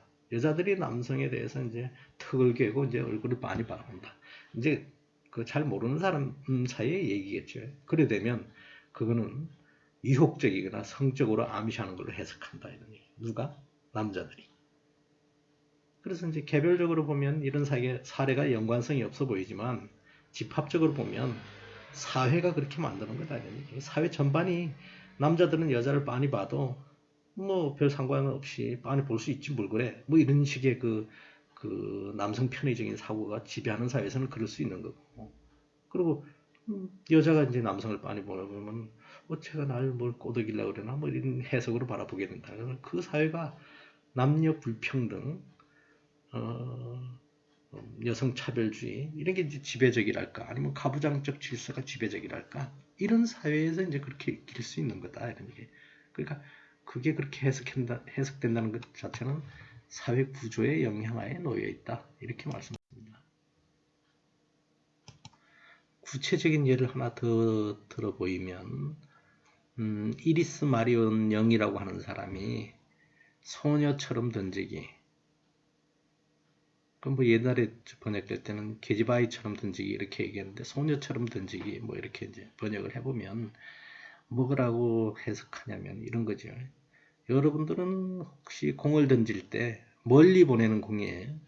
멀리 그리고 힘차게 보내려면 공을 어떻게 던져야 되겠어요?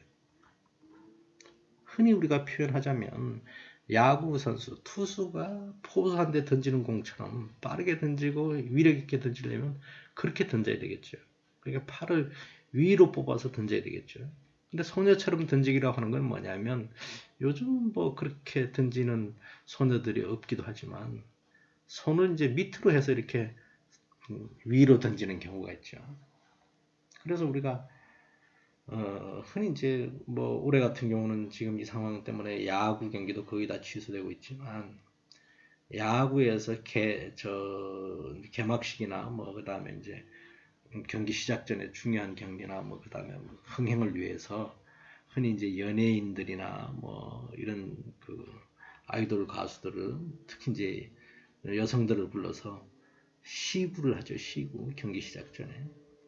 근데 이제 예전에는 그런 표현이 없었는데 언젠가부터 연예인임에도 불구하고 몸 동작이 썩 그 소녀틱하지 않게 그냥 힘차게 공을 던지는 사례가 나타나면서부터 그걸 언론에서 뭐라고 표현했냐면 개념시구라고 얘기했어요. 그러니까 흔히 얘기하듯이 몸 동작이 흐트러지지 않게 여기서 표현한 것처럼 소녀처럼 이쁘게 공을 던지면 뭐 바닥에 패대기 치는 거 얼마 나가지도 못하겠죠. 근데 이제 그렇게 비치는 게 싫고 야구 경기에 와서 시구하는 거니까 제대로 던져보겠다. 이렇게 해가지고서 뭐 유니폼을 야구 선수처럼 유니폼을 입고 공을 힘차게 던지는 거지.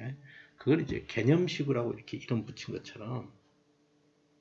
근데 이제 왜 그러면 여자아이들은 공을 던질 때 야구 선수처럼 팔을 뽑아서 위에서부터 내리꽂듯이 그렇게 힘차게 던지지 못하고 밑으로 팔을 올려서 이렇게 슬쩍 놓듯이 던지냐 이런 얘기는 뭐냐면 쉽게 얘기하자면 여성들도 위로 던질 수 있고 그게 공이 멀리 가고 높이 가고 힘있게 간다는 걸 알지만 공을 그렇게 던진다는 것 자체는 뭐냐면 사회가 만들어낸 거다 이런 얘기. 사회의 가부장적 질서, 남녀 불평등 질서가 그렇게 만들어낸 거다 이런 얘기예요. 그래서 보면 이런 거예요. 여자들이 공이나 돌을 던질 때 전형적으로 취하노성 마음 내켜 하지 않는 동작은 생물학적으로 결정된 게 아니라 여자라서 그렇게 던지는 게 아니다 이런 얘기죠. 젊은 여성들에게 어려서부터 자신의 신체를 다른 사람을 위한 몸으로 이쁘게 여자가 그렇게 활개치듯이 공을 던지면 어떡하니 뭐 이런 그 아마 사회적인 그 지적 뭐 이런 건 이제 염두에 두는 거죠. 그래서 다른 사람을 위한 몸으로 여기도록 만들어 이쁘게 이쁜 몸 뭐 이런 거 여기도록 만드는 담론이나 관습에 따른 산물이다. 그래서 그러한 신체 훈련은 몸동작이나 움직임을 제한하는 여성 규범을 반영하는 inhibited intentionality 이렇게 얘기했는데 무슨 그 저지당한 지향성이라고 그 책에서는 번역해놨지만 금지된 의도성이라고 말할 수 있겠죠. 자신이 하고 싶지만 하고 싶은 대로 표현하지 못하고 남들한테 맞추어서 표현해야 되는 거. 아까 야구공 던지는 게 마찬가지잖아요. 공을 그렇게 힘차게 던지려면 위에서부터 내리꽂듯이 그렇게 야구 선수처럼 던져야 되는데 자기 혼자 어디 강가에서 돌을 던질 땐 그렇게 모르겠지만 예를 들어서 다른 사람이 보고 있으면 그 몸동작이 이쁘지 않게 드러날 수 있으니까 그렇게 행동 안 하고 그냥 난 보기 좋게 공이야 멀리 가든 말든 돌이야 멀리 가든 말든 그렇게 던진다 이런 뜻이에요. 다시 말해서 그게 이제 전반적으로 많은 여자아이들이 공을 그렇게 던지는데 익숙해 있고 그렇게 던진다면 그게 이제 남성 지배적인 사회에서 대다수 여성들을 육체적으로 불리한 존재로 만들어 놨기 때문에 그렇게 던지는 거다 그런 얘기. 그러니까 이제 사회가 좀 변했잖아요. 그러니까 이제 야구공 던질 때 개념시구를 하는 거죠. 이 비슷한 행위가 많죠, 사실은. 여러분들 세대에는 지금 식탁, 침대 이런 생활이 익숙하니까 그렇지 모르겠지만 조금 윗세대로 올라가면 이를테면 앉을 때 우리가 부처님처럼 앉는 걸 뭐라 해? 가부좌 자세라는 거잖아요. 그리고 이제 뭐 양반 다리로 앉는다 그러잖아요. 그래서 남자들은 그렇게 막 앉아도 되는 건데 여자들 같은 경우는 그렇게 못 앉게 했잖아요. 예전에.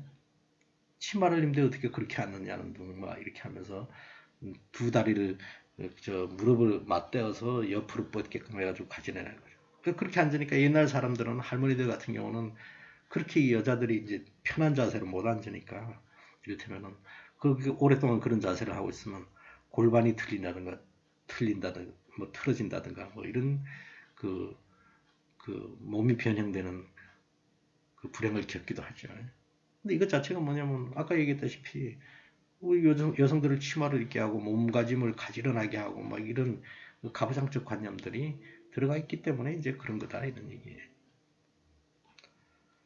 근데 비해서 이제 남자들은 아무렇게 양반다리 해도 상관없다 그랬잖아요. 그러니까 남자들은 뭐냐면 자기 자신을 위한 몸으로 활기차고 강하게 움직이는 경험을 쌓기 때문에 몸동작이 보다 공격적이고 특히 스포츠 같은 데서는 그런 점이 눈에 띈다.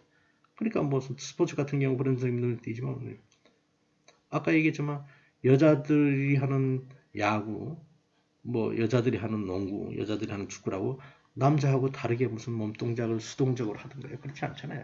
그러니까 이제 일상적으로 이제 일상적인 행위에서 이제 그렇다 이런 얘기. 그건 이제 남녀 불평등, 남성 지배 사회 구조, 가부장적 사회 질서 뭐 이런 게 반영돼서 이제 그렇게 드러나는 거. 아까 이제 앉는 것도 그렇게 앉게 하고. 요즘 같은 경우는 양성평등 지향적인 이제 사고들이 더 확산되니까 더 이상 뭐 여러분들 세대에서 앉을 때 이를테면 무슨 양반다리 한다든가 결과부자하고 하면 안 된다 이렇게 부모들이 할머니들은 그런 사람이 있을지 모르겠지만 여러분들 부모 세대는 그렇게 가르치는 사람은 아마 없을 것 같아요. 그래서 반대로 그렇기 때문에 남자애들한테는 계집애처럼 공을 던진다. 너 여자애처럼 공을 던지네? 뭐 이렇게 얘기하면 그게 모욕적이죠. 그리고 남성 정체성에 대한 공격이 되는. 그러니까 뭐냐면 똑같은 행위를 하는데도 평가가 달라지고 공을 던져야 하는 행위임에도 불구하고 공을 힘차게 던져야 되는데도 불구하고 남녀가 공을 다르게 던지게끔 하는 게 바람직한 것처럼 여겨지는 것. 그것 자체는 사실 더 큰 사회구조의 영향하에 그렇다는 얘기. 아까 잠깐 나왔지만 사회구조의 영향이 개인 행동에 영향을 미친다. 여기에서는 개인 행동에 영향을 미치는데 그 사회구조라는 것 자체가 바람직하지 않은 양성 불평등 구조, 그 다음에 남성 위주의 가부장적 질서 때문에 이제 그런 행동이 드러난다. 이렇게 해석할 수 있겠습니다. 그 다음에 비언어적 의사소통에서 성차별이 드러나는 또 다른 예가 있을 수 있어요. 남성이 자리에 앉는 방식이 여성보다 더 편안한 자세로 앉는 경향이 있다. 여러분들이 이제 전철 같은 데 타보면 뭐 버스 같은 데 볼 수 없을 테니까 뭐 좁으니까 다 비슷하게 앉을 수 있겠지만 그것도 마찬가지겠지. 둘이 나란히 타는 좌석이 있으면 어떻게 앉지 여러분들이 관심 있게 봐보면 알겠지만 남자들이 전철 같은 데 앉는 데 보면은 양다리를 벌리고 앉는데 여자들은 오므리고 가지런하게 해서 어쩌면은 이제 사선으로 해가지고서 이제 그 앉는 경우도 있죠. 그러니까 남성들은 다리를 벌리고 뒤로 기대어 앉는 반면에 여성들은 다소 위축된 자세를 취하며 손을 무릎에 얹고 다리를 오므린 상태에서 무릎을 맞닿게 한 상태에서 몸을 곧게 세워 앉는 경향을 보인다. 그게 왜 그러냐? 사회 전체에서 이를테면 아까 얘기했던 것처럼 남성과 여성들의 앉는 자세가 달리 받아들여지게끔 성차별 구조가 있기 때문에 그런 거다 이런 얘기예요. 만약에 이제 그 남성들은 저렇게 이제 쩍벌남이라고 표현하죠. 그렇게 앉는 데 대해서도 뭐 거리낌이 없고 본인도 이제 그렇고 나머지 평가하는 사람들도 사회 전반적으로 평가할 때도 뭐 예의 없다 이렇게 표현 안 하기 때문에 이제 저렇게 앉는 거고 여자들은 이제 그렇게 앉으면 또 뭐 몸 자세가 뜻하는 둥 뭐 이렇게 얘기하는 것 자체 그게 이제 사회 구조가 이제 그런 탓이다 이런 얘기죠. 그러니까 이런 소규모적이고 미시적인 수준의 상호작용이 보다 큰 거시 수준에서의 사회 불평등을 강화시키는 경향이 있다. 이런 얘기예요. 그래서 남성들이 여성에 비해서 대화할 때도 더 넓은 공간을 통제하면서 얘기하더라 이런 얘기예요. 그러니까 엘리베이터 타도 그런 거예요.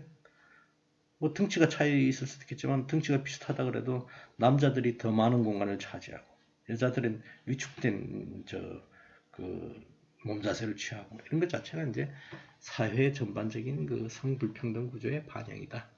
이렇게 말씀드릴 수가 있겠습니다. 이해를 돕기 위해서 지금 우리가 말하고 여태까지 얘기했던 것은 비언어적인 의사소통에서 이제 남녀 간의 그 자세나 몸이 다르게 읽히는 사례를 얘기한 건데 지금 예를 드는 거는 이제 언어적인 의사소통의 경우에도 공공연하게 남녀의 의사소통이 다르게 읽히는 경우를 말하는 거죠. 이거는 이제 여러분들이 그냥 읽어보면 되겠어요.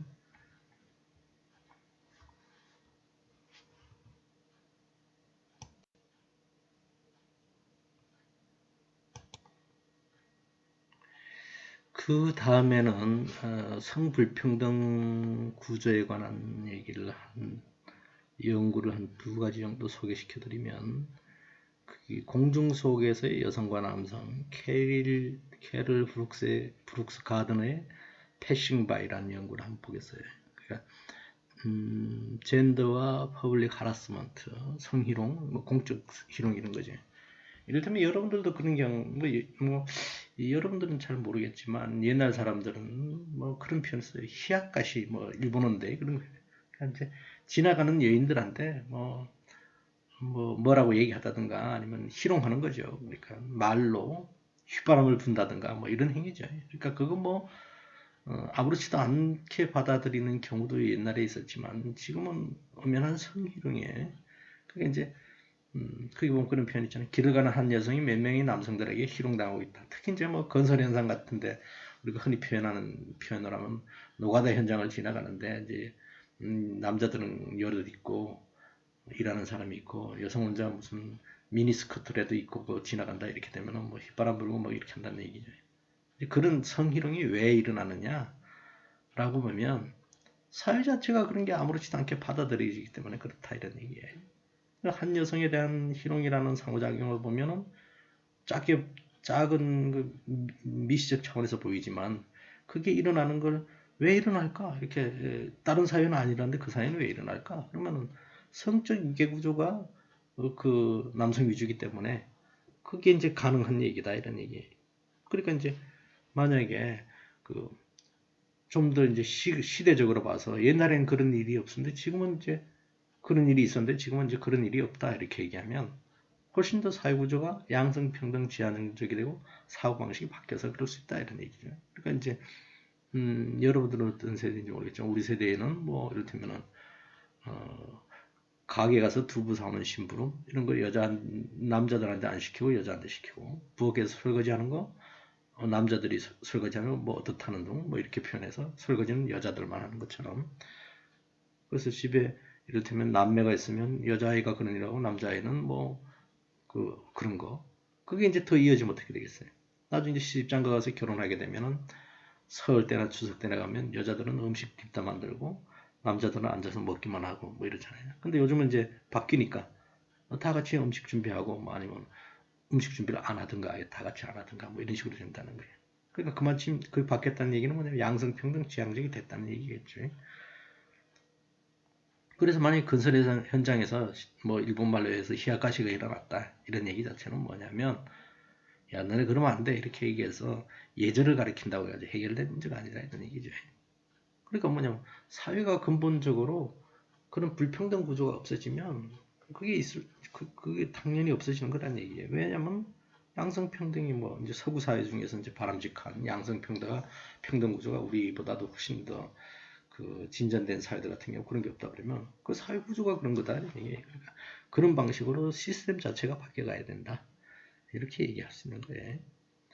그리고 또 하나는 뭐냐면 우리가 그 사람만 보고 이제 판단하는 경우가 있겠죠. 사람만 보고. 그리고 이제 두 번째 연구는 길거리에서 마주침 이런 데 대한 연구인데 쉽게 얘기하면 이건 이제 다인종 사회에서 이를테면 그 우리도 이제 그 낯선 사람들이 말을 걸어오면 여러분들은 어떤지 모르겠지만 가장 경계하지 않는 사람이 누구예요? 어린아이겠죠. 그 다음에 나이 많은 노인. 요새는 뭐 노인들도 썽썽하니까 좀 다르겠지만 굉장히 이제 아주 나이가 많아서 머리가 희끗하고 그야말로 보기에도 나이 들어 보이는 사람 같은 경우는 경계심을 갖지 않겠지. 근데 이제 젊은 남성하고 젊은 여성이 있다 그러면 젊은 여성이야 뭐 어떻게 본인한테 위해를 가한다고 생각 안 하겠지만 젊은 남성은 우락부락한 젊은 남성이 있다 그러면 위협을 느끼겠죠. 그래서 이제 미국 같은 경우에서 실험을 해봤다는 거예요. 도시의 거리에서 수많은 흑인과 백인 간의 상호작용이 일어나는데 거기에는 인정적으로 그 다음에 연령적으로 고정관념이 개입돼 있더라 이런 얘기죠. 그러니까 우리가 예를 들어서 아까 얘기했던 것처럼 어린아이는 경계심을 누구뜨리고 받아들이는데 그래서 우리가 무슨 아이들한테도 교육시키잖아요. 그래서 무슨 그 할머니들이 보따리 들고 나서 어느 집을 찾는데 나 좀 데려다 줄래?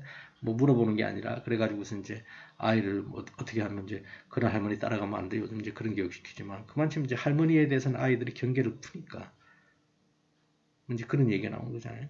그래서 여기도 마찬가지로 이제 그 경계를 하느냐 안 하느냐 이렇게 봤더니만 제일 그런 검증을 통과하는데 오래 걸린 사람이 누구냐?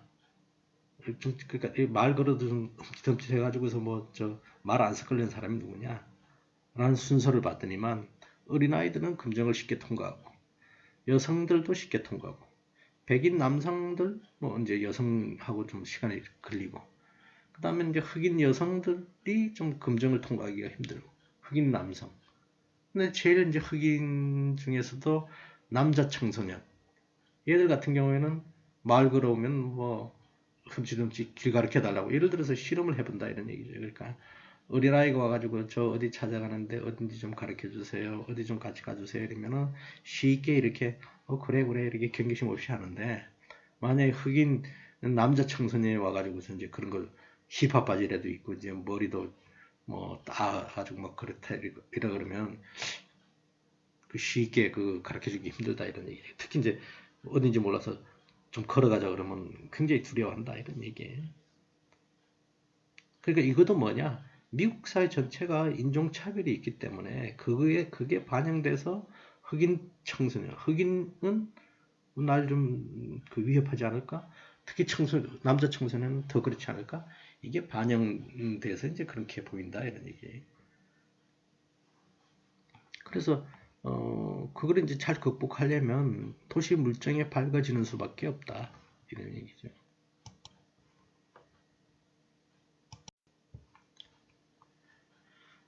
그래서 성의 문제에 관해서 젠더, 남성이냐 여성이냐에 따라서 비언어적 의사소통이 달리 읽히는 문제에 관해서 전반적으로 주디스 버틀러 같은 사람은 젠더 트러블이라는 책에서 이렇게 얘기했어요. 그 개념 정의 자체를 좀 새롭게 했죠.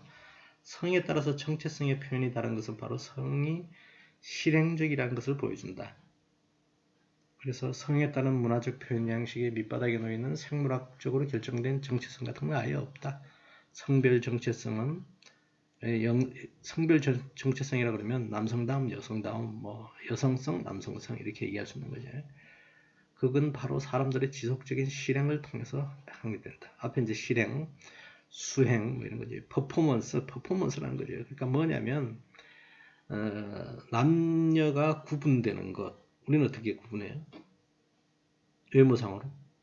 남자들은 머리 짧고 바지 입고 여자들은 치마 입고 머리 길고 뭐 하여튼 그렇게 구분하잖아요.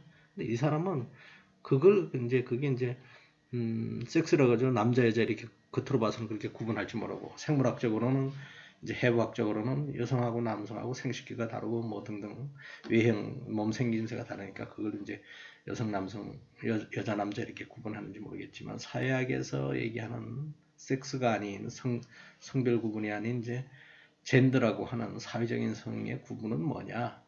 남성, 여성이라는 게 사회적인 성인데 이 주디스 버틀러 같은 경우는 한 단계 더 나가서 남성이 똑같이 사람으로 태어났다. 그냥 태어날 땐 사람으로 태어났는데 다른 생식기를 갖든 말든. 근데 그 사람이 살아가는 게 퍼포먼스가 남자로 살아가느냐, 여자로 살아가느냐에 따라서 그 사람이 남자고 여자라는 게 결정되는 거다는 얘기. 성정체성이라는 게. 그러니까 남자 여자가 따로 태어나는 게 아니다 이런 얘기. 살아가면서 그 사람이 남성으로 살아가느냐 여성으로 살아가느냐 이게 남성 여성을 구분 짓는 거다. 그러니까 어떤 의미에서 보면은 그 획기적인 성 정체성 개념이죠. 그래서 고정된 성 정체성이라는 게 있을 수 없고 인간으로 태어나서 그 사람이 만약에 이제 여러분들 가끔 가다 이제 TV에서 무슨 순간 포착 이런 거 보면 우리가 뒤에 이제 섹슈얼리티라는 장에서 좀 더 자세히 다루겠지만 어떤 할머니가 바지만 입고 남성 정장을 입고 넥타이 매고 이렇게 중전을 쓰고 다니는 사람이 있어요. 그러면 주디스 버틀러 입장에서 보면 그 할머니 남자다 이런 얘기죠. 그렇게 삶을 살아가고 있으니까. 그 다음에 또 어떤 할아버지가 반대로 반짝이는 옷을 좋아하고 치마를 입고 막 이렇게 다닌다 이런 얘기죠. 이제 그런 사람들 같은 경우 그런 식의 삶을 사는 물론 이제 트랜스젠더도 있겠지만 하여튼 그렇게 사는 사람들 같은 경우는 삶의 퍼포먼스 자체가 자신의 삶을 여자로 사는지 남자로 사는지 이행하는 과정이 다르기 때문에 그걸 통해서 남자인지 여자인지를 구분할 수밖에 없다 이런 얘기예요. 그래서 성 정체성은 나는 누구인가 문제가 아니라 내가 어떤 행동을 하는가의 문제다 이런 얘기예요. 그래서 현대사회는 성적 주체성은 굉장히 유동적이고 불안정한 문제다 이렇게 말씀드릴 수 있겠습니다. 그래서 1부는 여기서 마치고 2부 강의를 이어서 하겠습니다.